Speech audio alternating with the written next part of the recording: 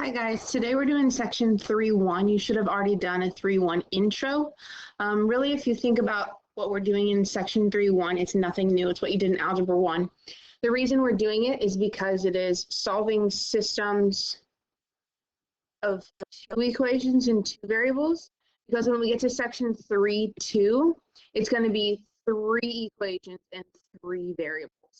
So this lesson is really just to make sure that we can review this topic of two equations and two variables, because we're going to need that when we get to three equations with three variables.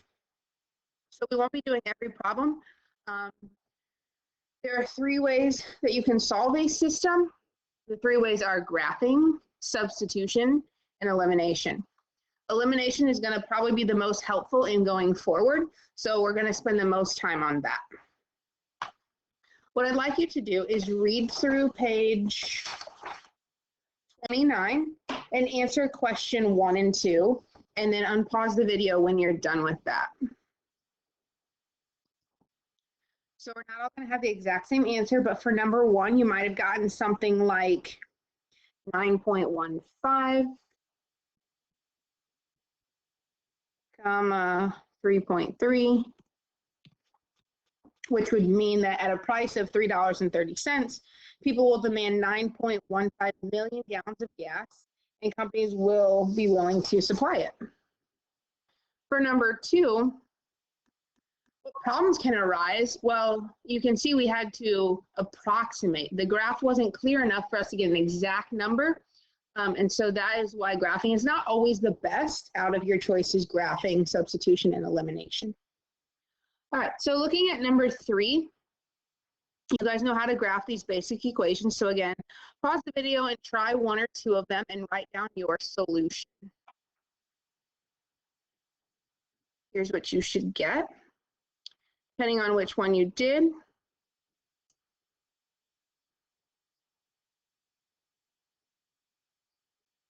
Here's the answers for A, B, and C. A has 1 solution, and you can tell it's right here where they intersect, so it's about 2.5, comma 2.5 maybe. What you'd have to do is you'd have to plug it back in and see if that's correct. Again, a graph, sometimes we have to approximate because we can't tell for sure, and then we'd have to plug it back in to tell for sure if it works, and if not, we'd have to guess again. Part B, they end up being parallel, so there are no solutions. And part C is infinitely many because they are the exact same line, they overlap. The actual answer to 3A is 1.5, comma 2.5.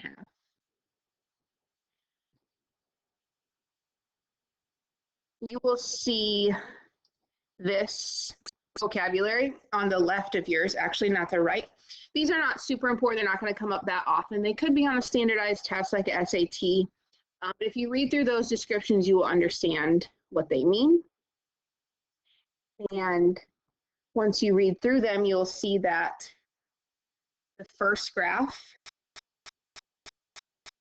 is consistent and independent. Graph B is inconsistent. Graph C is consistent and dependent. Okay, we're going to go down to 7. It says Marlon is buying a used car. The dealership offers him 2 payment plans as shown in the table. So payment 1 and 2, we have a down payment, no down payment, or $3,600 for down payment, and then the monthly payment. So before we read through all of this, let's write our system. So that's what A, B, and C walks you through, is writing your system. So sometimes we put brackets. I'm not great at drawing the brackets.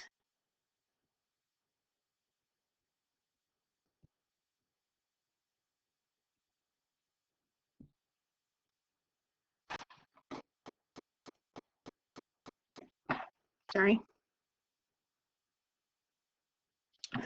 So again, A, B, and C walks us through these, but we're just going to go ahead and jump right to it. So if I were to write an equation for plan 1, it's a $0 down payment plus $300 per month. Now, normally we don't write 0 plus, so we don't actually need that. We can just say y equals 300m. Plan number 2, it's a $3,600 payment. That's just one time plus $200 per month.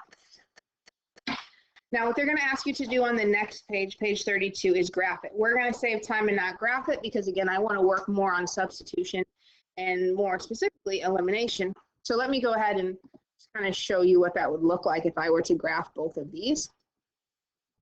First of all, my graph gets pretty large. I'm in the 14,000s because, again, we're talking about, what was it, cars? Yeah. So not going to be able to count by ones here. If I were going to graph this, what I would do is I would pick 2 points.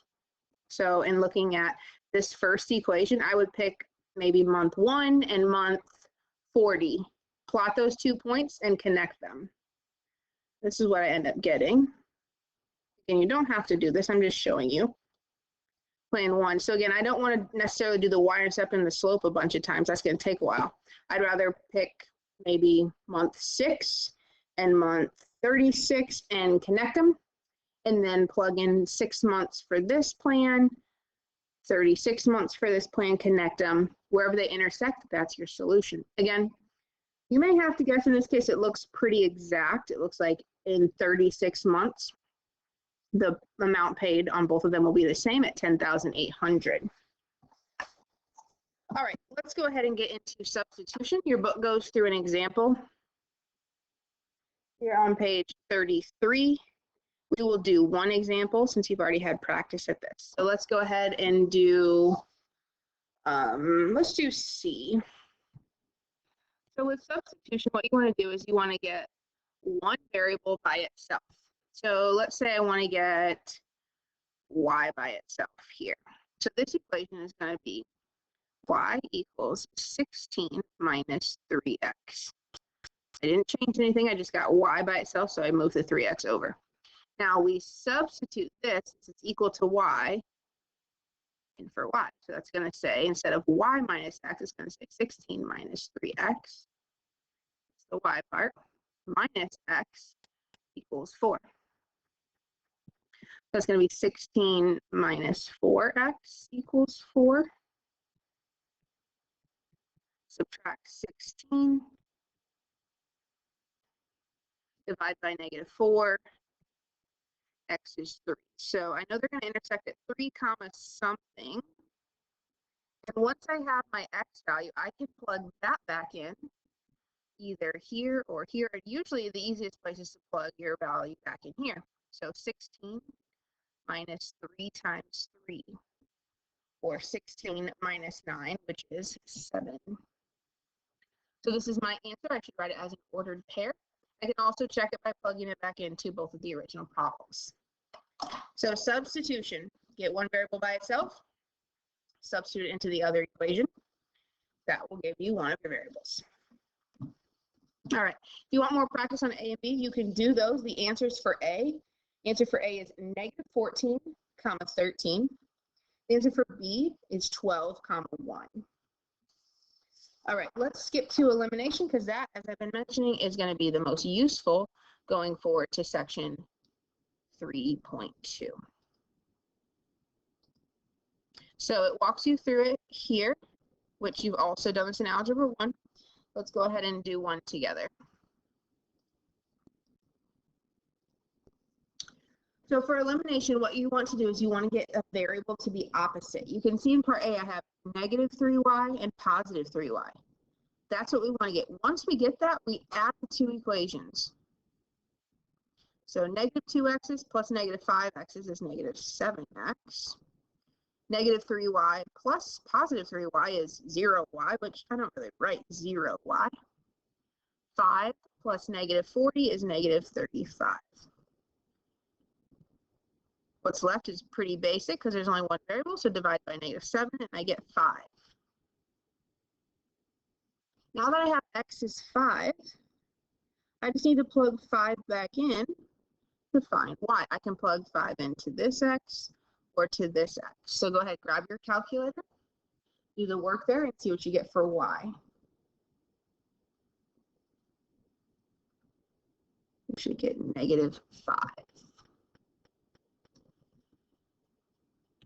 Okay, let's look at part B. Again, you can plug those in too, also to check. So you could plug this into both the original equations to check it. Pause the video at any time if you need. Part B, you'll notice my 5 and 1, those aren't going to be eliminated. 6 and -2 is not going to work. So I'm choosing to eliminate y's because one's positive and one's negative, which is what I want. Since this is 6y, I would like this to be a -6. So what do I have to multiply this entire equation by so that I get a 6y and a -6y? I have to multiply this by 3. So this second equation is going to become 3x minus 6y equals 30. I'm going to rewrite my top equation. Once you get opposites, -6, +6, you're going to add the two equations. So let's do that. Adding, I get 8x, that's eliminated because it gives me 0. That's going to give me -16. Divide by 8, I get -2. So I have half of my answer. X is -2. Oh, sorry. This should have been a +16 there. So then I get a +2. Sorry. Now I plug a 2 in for x. I think it'd probably be easier to plug it into this problem right here. You don't have to show your work for that, so it's going to be 2 minus 2y equals 10. Subtract 2. You get -4. Now I would want you to check it in this equation just to be sure, but this is correct. Elimination. Let's try one more elimination question. Maybe pause the video and try it on your own first. So you can eliminate x's or y's, it doesn't matter. Let's go ahead and, I don't know, it doesn't matter. You could do it either way. If I'm eliminating x's, I would try to get a -3x and a +3x. If I'm doing y's, 3 and 5 aren't going to work so well. So I'd probably have to do 15y and -15y. Let's try that.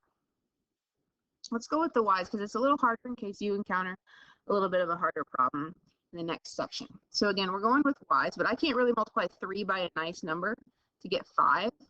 So to get opposite coefficients here, we're going to go with a 15y and -15y. So this first equation, what do I multiply to get 15y? So I have to multiply by 5.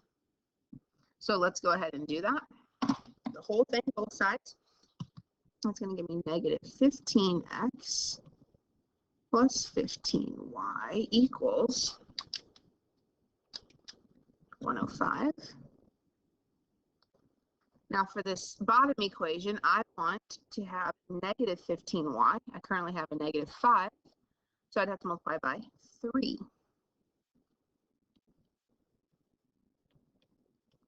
Don't forget, the -17 also gets multiplied by 3. Now that I have opposite coefficients, 15y and -15y, I'm now ready to add the two equations.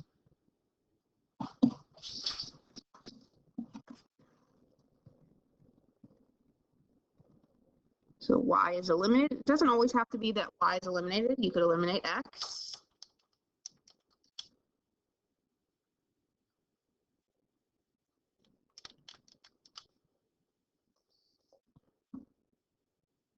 I got x is -3. Yep, we're almost done here. Once you have x, you can plug it into either original problem. I'll probably plug it into the bottom one. So go ahead and do that on your own.